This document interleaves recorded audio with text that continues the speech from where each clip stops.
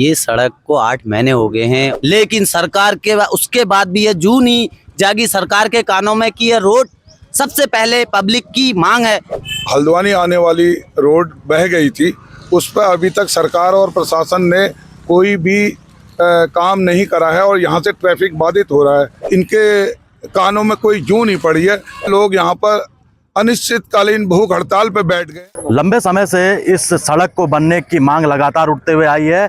आपको बता दें, जिस तरीके से चोरगलिया गोलापार मार्ग पर बरसात के बाद पूरी तरीके से जो सड़क है वो क्षतिग्रस्त हो गई थी। आप देखिए कि किस तरीके से रेलवे क्रॉसिंग के बाद ये सड़क पूरी तरीके से क्षतिग्रस्त हो गई थी, जिसके बाद लगातार गोलापार के क्षेत्रवासियों की मांग थी कि सड़क का निर्माण जल्द से जल्द किया जाए, ताकि जो राहगीर और क्षेत्रवासियों को आने जाने में कई दिक्कतों का सामना करना पड़ रहा है। आप देखिए आज जिस तरीके से शासन प्रशासन और सरकार के द्वारा पेड़ों को चिन्हित कर पेड़ यहाँ काटे गए हैं, वहीं गोलापार क्षेत्रवासियों के द्वारा एक अल्टीमेटम दिया गया था और आज उसी अल्टीमेटम के बाद यहाँ गोलापार के क्षेत्रवासी भूख हड़ताल पर बैठे हैं। हालांकि पेड़ों को चिन्हित कर आज काटा जरूर जा रहा है, लेकिन उसके बावजूद भी यहाँ के क्षेत्रवासी धरने पर बैठे हैं। कुछ क्षेत्रवासी इनसे जानेंगे आखिर किस प्रकार से देखते हैं, क्योंकि लगातार 6 से 7 महीने का समय बीत चुका है और ये सड़क का अभी तक निर्माण नहीं हुआ है। उसके बाद भी यहाँ लगातार जो क्षेत्रवासी है वो कहीं ना कहीं धरने पर बैठे हैं। जिस तरीके से लगातार आप लोगों ने आज भी भूख हड़ताल करी है, लेकिन कहीं ना कहीं चिन्हित पेड़ों को आज काटा जा रहा है, उसके बावजूद आप लगातार भूख हड़ताल पर बैठे। क्या मांग है आप लोगों की? अरे ये जो हमारी बरसात में ये हल्द्वानी आने वाली रोड बह गई थी, उस पर अभी तक सरकार और प्रशासन ने कोई भी काम नहीं करा है और यहाँ से ट्रैफिक बाधित हो रहा है।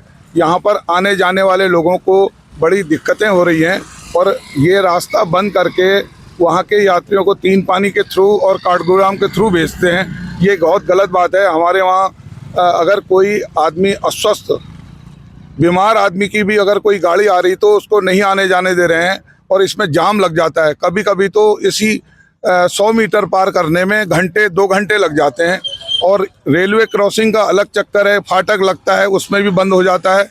और ये हमें हम कई बार इन्हें अवगत करा चुके हैं कि ये रास्ते को शीघ्र ठीक कराया जाए और इनके कानों में कोई जूं नहीं पड़ी है। कल हमारा एक गोलापार से एक प्रतिनिधिमंडल जब मजबूर होकर भूख हड़ताल में बैठने की नौबत आ गई, उसको आज हमने किया हुआ है। लोग यहाँ पर अनिश्चितकालीन भूख हड़ताल पर बैठ गए हैं अपनी मांग को लेके। लेकिन कहीं ना कहीं विभाग के द्वारा आज पेड़ चिन्हित करके काटा जा रहा है सड़क निर्माण के लिए, और आज विभाग जागा है तो जिधर रोड टूटी है उधर तो कोई काम नहीं हो रहा है। इधर दूसरी साइड के हरे पेड़ों को काटा जा रहा है जो छाया देते थे। ये हमारी समझ में नहीं आया कि पेड़ क्यों कट रहे हैं। और इतना ये जरूर हो गए, कुछ पेड़ों की टहनियाँ रोड पर आ रही थी तो वो साफ करी है इन्होंने। थोड़ा जूं तो पड़ी है। मुझे लगता है शासन प्रशासन जागा तो अति शीघ्र इसमें काम शुरू करवाए, वरना गोलापार के चोरगलिया निवासी इस आंदोलन को और उग्र रूप धारण देंगे। आमरण अनशन से भी और ज़्यादा हो सकता है। इसके जिम्मेदार पूरा शासन और प्रशासन रहेगा। आप भी जो है गोलापार निवासी, किस तरीके से देखते हैं कि कितनी परेशानी होती है इस सड़क ना होने की वजह से? यहाँ पे ये सड़क को 8 महीने हो गए हैं और जहाँ सरकार 38वें गेम्स को पूरा करके हमको ये सपना दिखाती कि आपको ये 2-4 दिन की प्रॉब्लम है, आप काठगोदाम से चले जाइए, आप उधर से चले जाइए।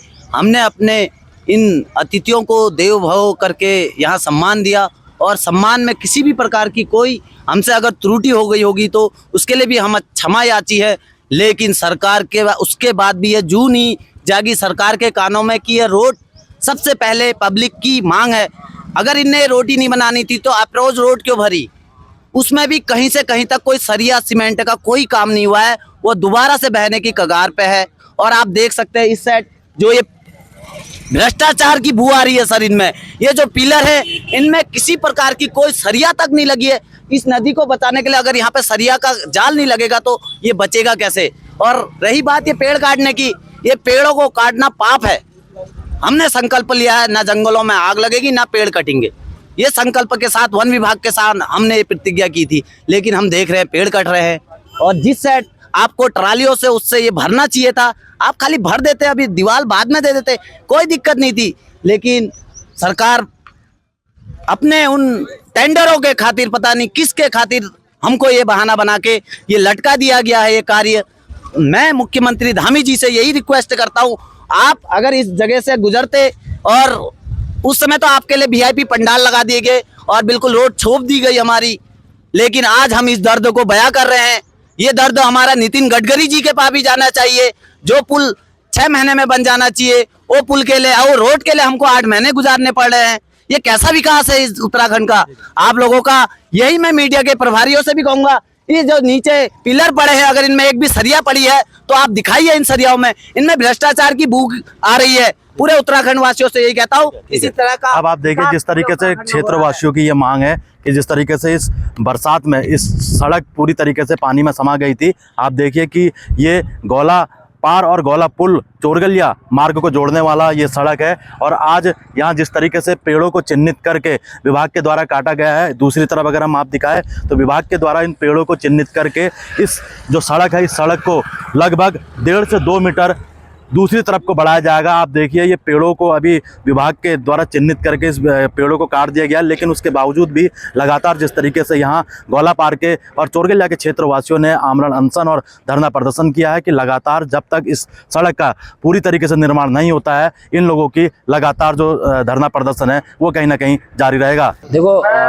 पूर्व में हमने महापंचायत की थी, जिसमें उच्च अधिकारियों ने हमें आश्वासन दिया था कि 15 दिन से 20 दिन के अंदर हम यहाँ पर कार्य कर देंगे, और मैंने उनको बताया था कि 20-25 दिन के अंदर अगर आपने कार्य नहीं किया 20 दिन के अंदर, तो 21 तारीख को हम यहाँ भूख हड़ताल करेंगे। और आज हमारा 21वां दिन हो रहा है और आनन फानन में अधिकारी द्वारा काम किया जा रहा है। पर ये बड़ा दुर्भाग्य है, जब तक क्षेत्रवासी रोड पर उतरेंगे, जब तक क्षेत्रवासी आंदोलन करेंगे, क्या तभी काम होगा? आज 8 महीने होने को जा रहे हैं। बताओ कौन जवाबदेही है? ये जो परेशानी लोगों ने सहन करी है, जो क्षेत्रवासी में दिक्कत आ रही है, कुमाऊं को नजदीक से जोड़ने वाला शहर, ये रास्ता मार्ग है जो आज 8 दिन से बिल्कुल विवाद, मतलब समझ लो बंद है, वन वे है। तो इतना परेशानी का सामना लोगों को करना पड़ रहा है कि मैं बता नहीं सकता। आज हमने अपनी पीड़ा व्यक्त की है। अगर उच्च अधिकारी आकर इस तरीके से शान में काम कर रहे हैं, अगर कल के दिन ये काम बंद होगा तो हमें आश्वासन दे कि ये काम सुचारू रूप से चलेगा, तब हम अपना धरना प्रदर्शन आपस में बैठ के बात करेंगे, लोगों का राय मशवरा लेंगे, उसके बाद आगे के आंदोलन की तैयारी करेंगे। अभी तक तो नहीं, यहाँ पर पहले जब महापंचायत करी थी तो संबंधित अधिकारी यहाँ पर आए थे, उनने हमें 20 दिन का समय दिया था। 20 दिन के अंदर इस कार्य को चलेंगे। पर दुर्भाग्य है, मैं धामी जी से भी कहना चाहूंगा, माननीय मुख्यमंत्री, आदरणीय मुख्यमंत्री जी से, जो ये बेलगाम अधिकारी हो गए हैं, इनकी लगाम कसी जाए। अगर इनकी लगाम नहीं कसी जाएंगी तो जनता इसी तरीके से ये चौराहे पर बैठेगी, धरना प्रदर्शन करेगी, भूख हड़ताल करेगी। राकेश जोशी, न्यूज़ 31 के साथ हल्द्वानी।